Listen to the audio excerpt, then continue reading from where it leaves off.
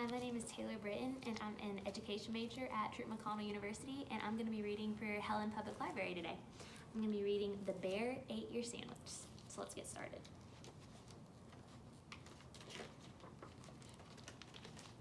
By now, I think you know what happened to your sandwich, but you may not know how it happened. So let me tell you, it all started with the bear.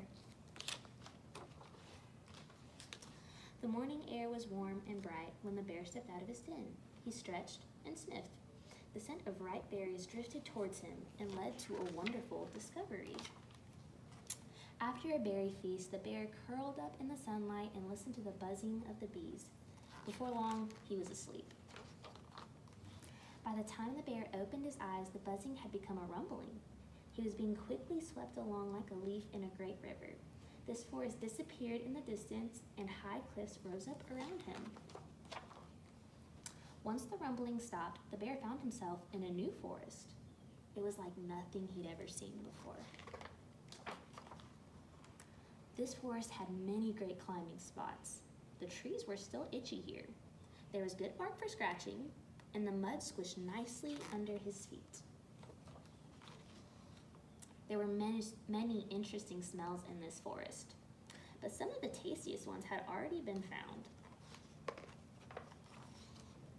Leafy green smells led the bear to new fun, and that is when he saw it. There it was, your beautiful and delicious sandwich, all alone. He waited to make sure no one saw him, not even the sandwich, before he made his move. It was such a great sandwich. The bear loved it.